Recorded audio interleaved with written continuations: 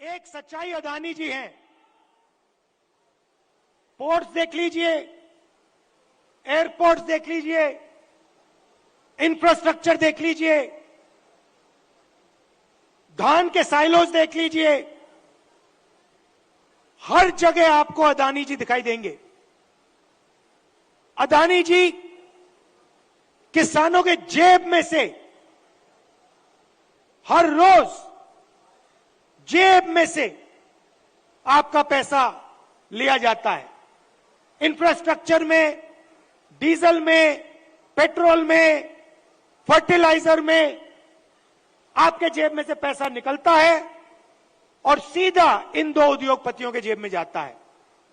मैंने मीडिया की बात की, मैंने मजाक में कहा कि मीडिया वाले हमारी मीटिंग तो दिखाएंगे नहीं। मोदी जी का चेहरा 24 घंटा दिखेगा, शिवराज जी का चेहरा 24 घंटा दिखेगा। क्यों? क्योंकि इनका रिमोट कंट्रोल अदानी जी के हाथ में है।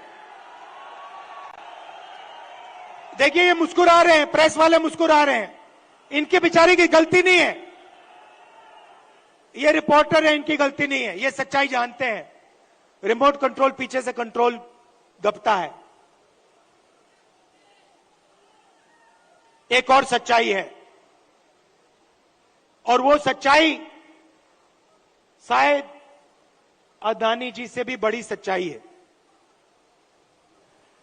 कुछ दिन पहले बीजेपी ने महिला आरक्षण की बात की। महिला आरक्षण में हमने एक सवाल उठाया, कांग्रेस पार्टी ने उठाया, बीजेपी ने कोई जवाब नहीं दिया। हमने दो चीजें कही। हमने पहले कहा, देखिए ये महिला आरक्षण जो आप कर रहे हो ये अच्छा है, इसको करना चाहिए, मगर इसमें आपने दो छोटी सी लाइनें लिख रखी हैं, सबसे पहले इन लाइनों को आप मिटाइए। लाइन क्या थी? एक लाइन थी कि महिला आरक्षण से पहले सर्वे करने की जरूरत है, और दूसरी लाइन, महिला आरक्षण करने से पहले हमें जो डीनोटिफिकेशन होता है उसको करना है। इससे क्या होगा? इससे महिला आरक्षण 10 साल बाद होगा, आज नहीं होगा। तो हमने कहा पहले ये दो लाइनों को आप बदलिए, और उसके बाद हमने और भी गहरी चीज कही और सवाल पूछा कि महिला आरक्षण में ओबीसी आरक्षण क्यों नहीं है?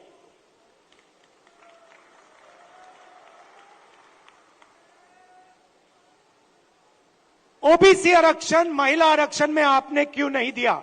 नरेंद्र मोदी जी, आप कहते हैं कि आप ओबीसी के लिए काम करते हैं, आप ओबीसी के नेता हैं,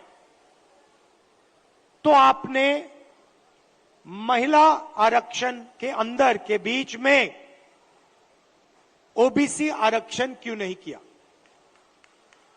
अब भाषण से पहले मैंने आंकड़े देखे और मैं हैरान हो गया।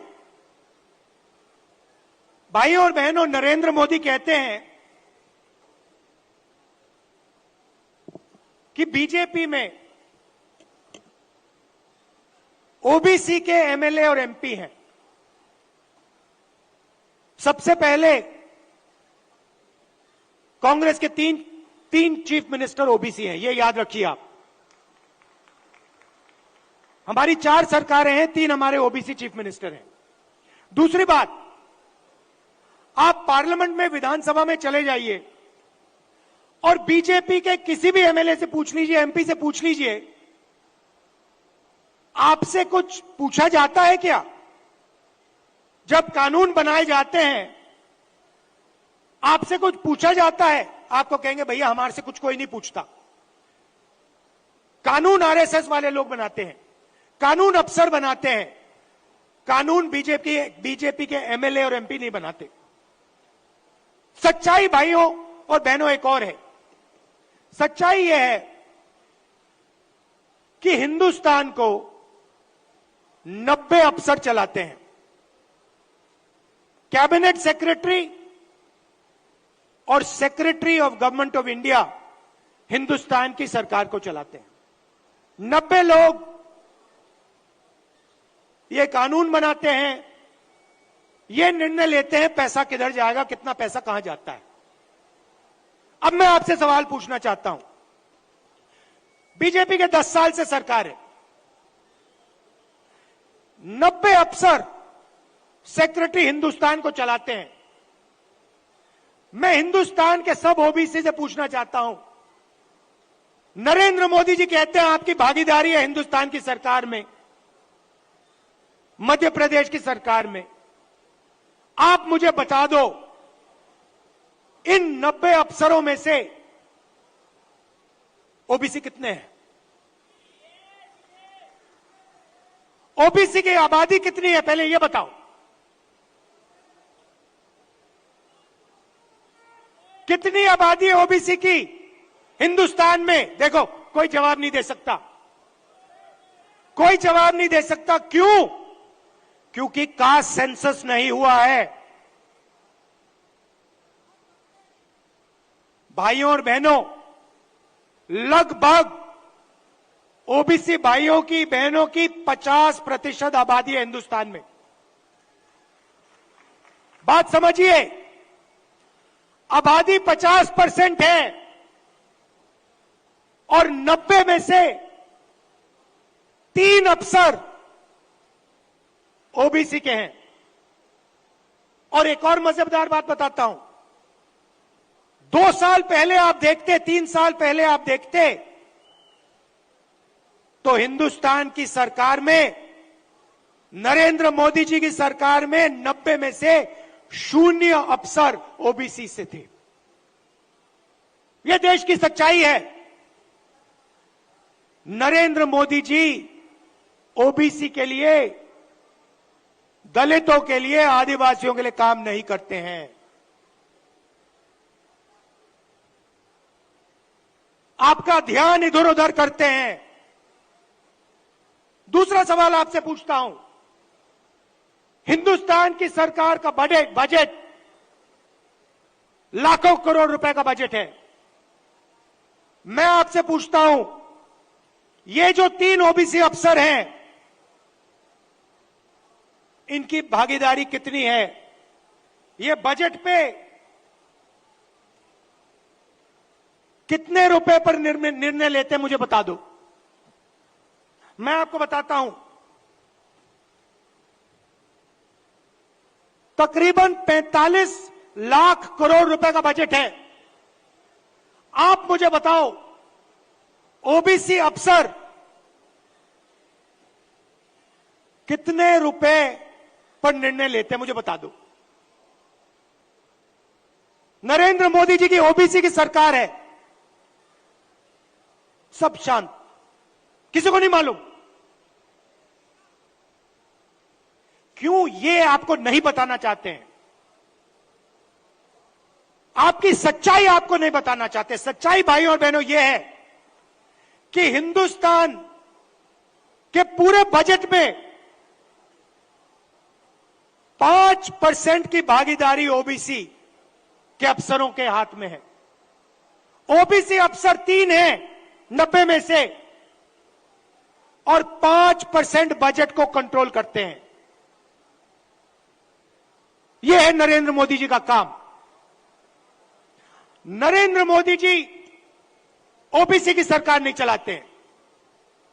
नरेंद्र मोदी जी का काम जो आरएसएस ने उनको दिया है, आपका ध्यान इधर उधर करने का है, नफरत फैलाने का है, हिंसा फैलाने का है। अगर सचमुच में नरेंद्र मोदी जी ओबीसी के लिए काम करते थे तो 90 में से 3 अफसर ओबीसी के कैसे हैं? 3-4 साल पहले एक भी अफसर नहीं था ओबीसी का। हिंदुस्तान को तो ये चलाते हैं। शिक्षा में कितना पैसा जाएगा, स्वास्थ्य में कितना पैसा जाएगा, नरेगा कैसे बनेगा, भोजन का अधिकार कैसे डिजाइन होगा, ये तो ये 90 अफसर निर्णय लेते हैं। भाई और बहनों, ओबीसी की सरकार नहीं है। और देखिए, जैसे ही मैं ये बात कहता हूं, आप नोट करना, आज मैंने यहां खुले में यह बात बोली है, ये सारे के सारे टीवी कैमरा बंद हो जाएंगे।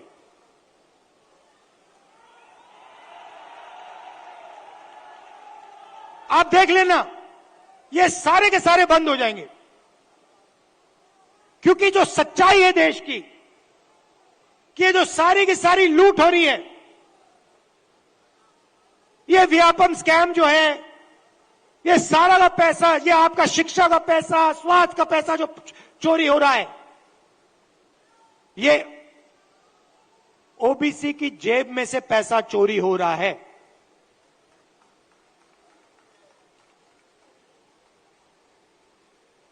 ये मैं आपसे कहना चाहता था, इसको आप मत भूलिए। सबसे जरूरी चीज, जैसे कमलनाथ जी को चोट लगी, आपको चोट लगी, सुना है, लगी ना? कमलनाथ जी यात्रा में निकले, रथ के कोने पे खड़े थे, बहुत भारी भीड़ थी, धक्का लगा, घुटने में चोट लगी। कमलनाथ जी जैसे ही आप अस्पताल गए, पहला काम क्या हुआ? डॉक्टर ने पहला काम क्या किया, बताइए?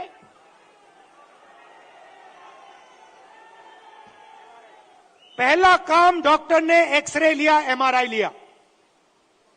उसके बाद डॉक्टर ने कहा, हां, घुटने में यह प्रॉब्लम है।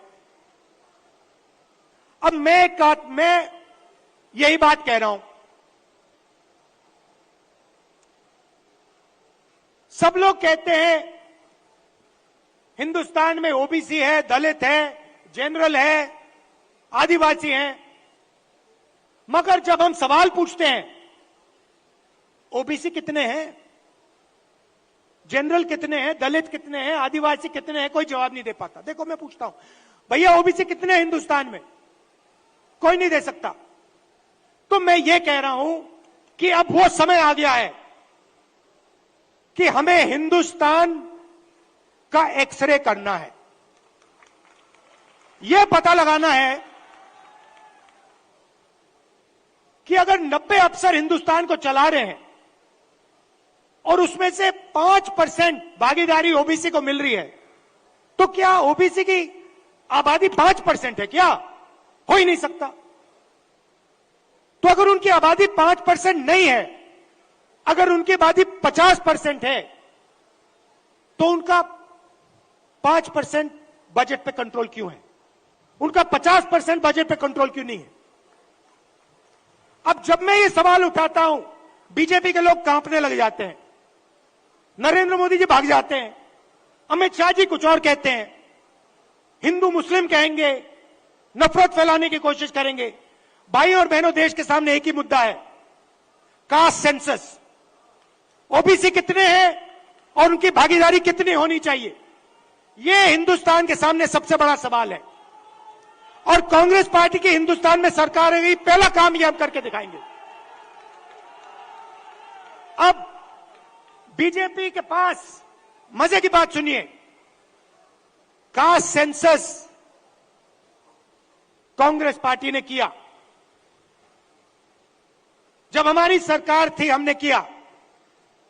सारे के सारे आंकड़े नरेंद्र मोदी जी के पास हैं। हिंदुस्तान में कौन सी जात की कितनी आबादी है, हिंदुस्तान की सरकार जानती है। हिंदुस्तान में ओबीसी कितने हैं, हिंदुस्तान की सरकार जानती है। नरेंद्र मोदी हिंदुस्तान के ओबीसी को यह बताना नहीं चाहते हैं कि आप कितने हो, क्योंकि वो आपको भागीदारी नहीं देना चाहते हैं, वो आपको सच्ची शक्ति नहीं देना चाहते हैं, वो आपके लोगों को विधानसभा में बैठा देते हैं मगर फिर उनको बिल्कुल चुप करा देते हैं। हम चाहते हैं कि सबकी भागीदारी हो, किसानों को सही दाम मिले। ये सबका हिंदुस्तान है, 2-3 उद्योगपतियों का नहीं है। इसीलिए हमारा पहला काम कास्ट सेंसस होगा और जैसे ही हमारी सरकार आएगी हम देश को बता देंगे इस देश में कितने ओबीसी हैं, कौन से कितने जात की आबादी है। ये अगर हमें सचमुच में हिंदुस्तान की जनता को शक्ति देनी है तो जैसे कमलनाथ जी का एक्सरे हुआ था, एमआरआई हुई थी, वैसे ही हम हिंदुस्तान का एमआरआई, हिंदुस्तान का एक्सरे करा के देंगे। आप सबका दिल से बहुत बहुत धन्यवाद। नमस्कार, जय हिंद। राहुल गांधी,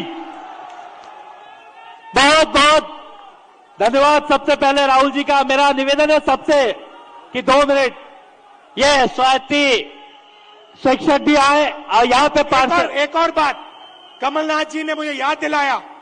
देखिए, कमलनाथ जी ने यहां पे 27% रिजर्वेशन ओबीसी को दिलवाया था, कानून पास किया था और बीजेपी के लोगों ने पीछे से उसे रद्द किया।